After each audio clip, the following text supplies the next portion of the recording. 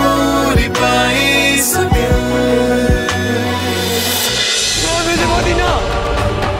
তুমি এটা কি করলে? ওর গায়ে হাত তুললে? তুমি এতদিন আমার গায়ে হাত তুলেছো, আমি তোমায় কিছু বলিনি। তুমি আমাদেরকে বাড়ির থেকে বার করে দিয়েছো, আমি তাও চুপ ছিলাম। কিন্তু তুমি আমার সামনে আমার স্ত্রীর গায়ে হাত তুললে? না না না না, আমি এটা মানব না। মা বাবা একবার দেখো, তোমরা থাকাকালীন কিরকম আমাদের গায়ে হাত তুলছে। তারপরে আমার ভাবো তো যে তোমরা যখন ছিলে না আমাদেরকে কেমন অত্যাচার করেছে, একবার ভাবো তো।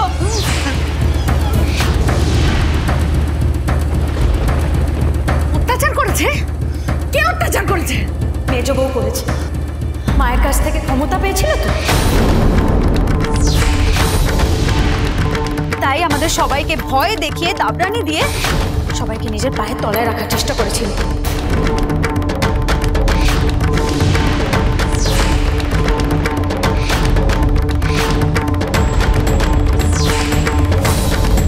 আচ্ছা মা, এইভাবে আমাদের সংসারটা ছাড়খাড় হয়ে যাবে বলে কি আপনি মেজ বউকে এত বড় একটা দায়িত্ব দিয়ে গেছিলেন?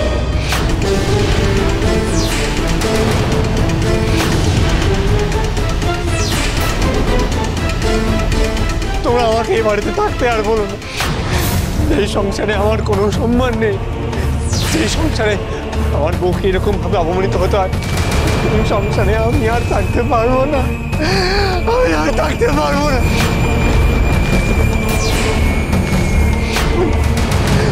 চলো চলো।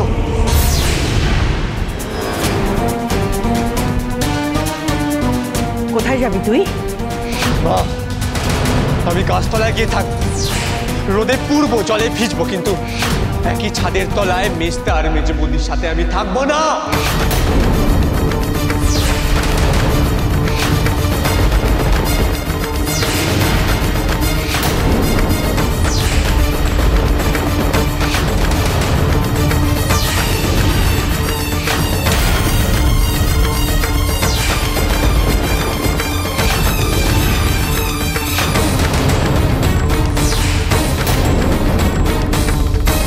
দাঁড়া, আমিও যাবো তোদের সাথে।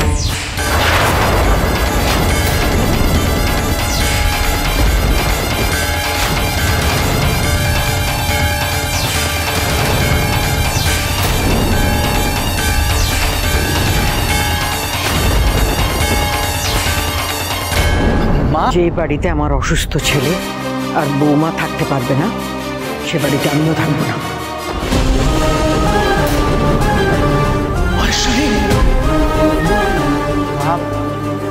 মা, তুমি আমাকে দায়ী করছো করো, কিন্তু আমার কথাটা তো একবার শোনো।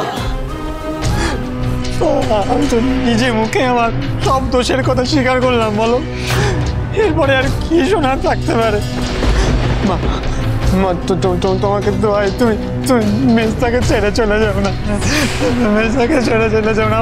আমরা সবাই জানি তুমি মেজদাকে কতটা ভালোবাসো, আমরা সবাই জানি, কিন্তু মেজদাকে তুমি ছেড়ে চলে যাও। তুমি আমার পাপের শাস্তির বোঝা আমায় দাও, মেজদার পাপের শাস্তির বোঝা আমি না, কিন্তু তুমি নিজেকে শাস্তি দিও না। তোমার কষ্ট আমি আর চোখে দেখতে পারবো না। আমার কাছে আমার সব সন্তানের অন্যায় সমান।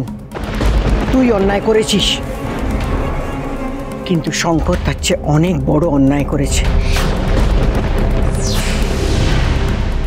তাই আমি যদি এখন ওর পাশে থেকে যাই, তার মানে আমি ওর অন্যায়কে প্রশ্রয় দিচ্ছি, আর সেটা আমার ধর্মে সইবে না। তা না মহেশ্বরী, এটা কিন্তু ঠিক বিচার হলো না। শঙ্কর আদৌ কোনো অন্যায় করেছে কিনা সেটা কেবলমাত্র ভাস্করের কথা শুনে কি বিচার করা যায়?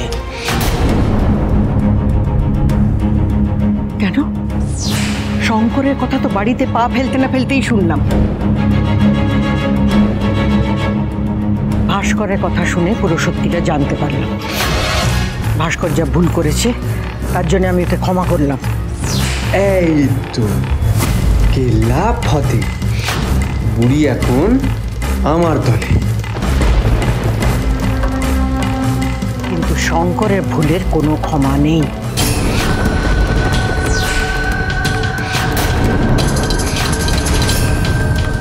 ভাস্করের মিথ্যের জালে পা দিল, কিছু একটা করো।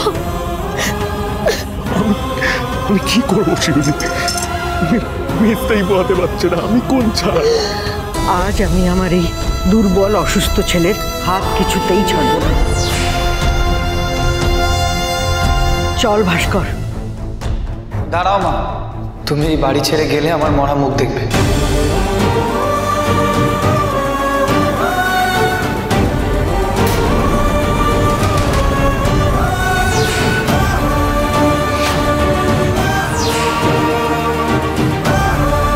তুমি কোথাও যাবে না মা, তুমি এই বাড়ি ছেড়ে কোথাও যাবে না। তুমি যখন বিশ্বাস করো যে আমি অপরাধী, ঐশানী অপরাধী, তখন এই বাড়ি ছেড়ে আমরা যাব না।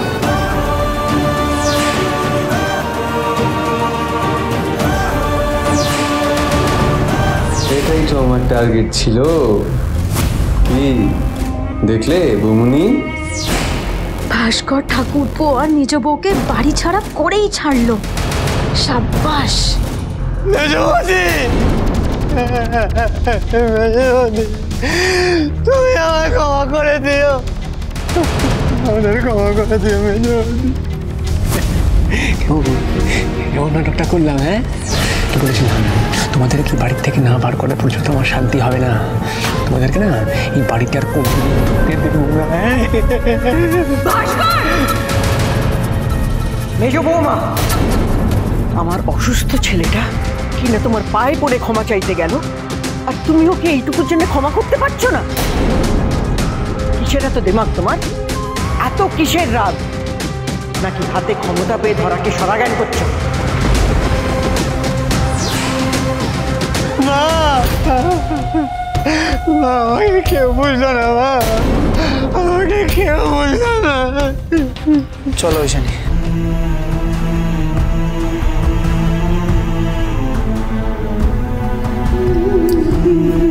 দাঁড়া শঙ্কর,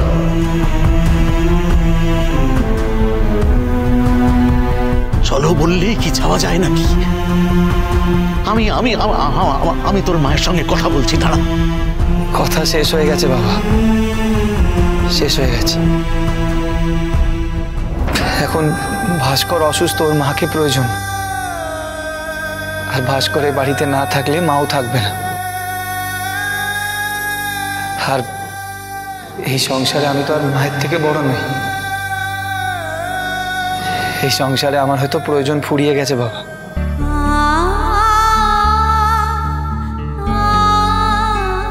তুমি আমাদের আটকিও না। তুই কি বলছিস বাবা? চলো। মেজদা, মেজদা, আমিও যাবো তোর সাথে।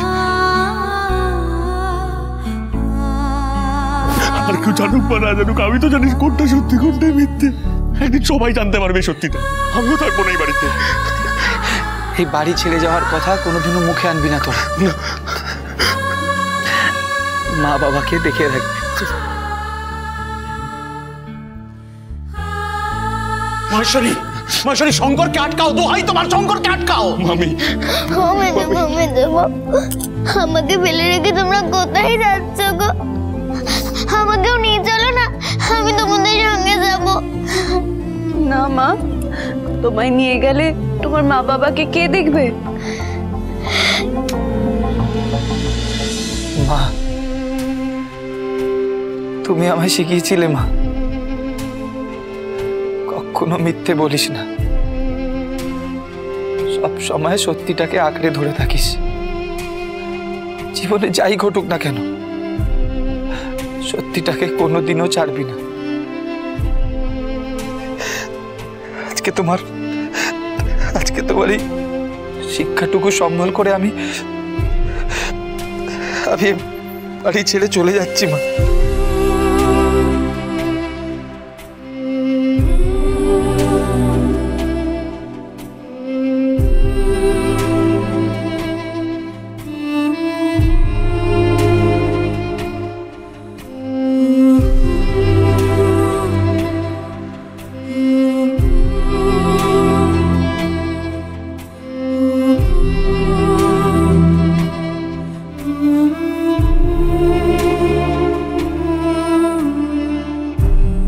আমি নকল প্রণাম নিই না।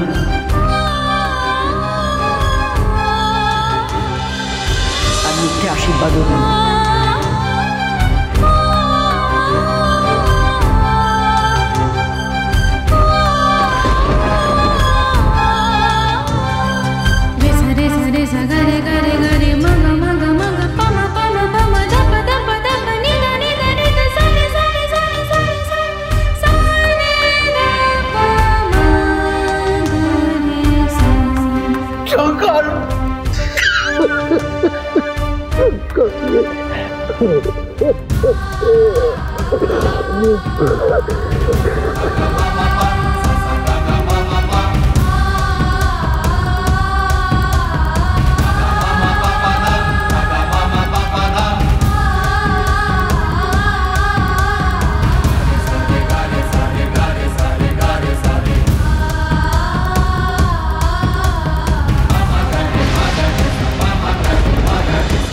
হরগৌরী স্পাইস হোটেল, সোম থেকে রবি প্রতিদিন রাত 10টায় স্টার জলসায়।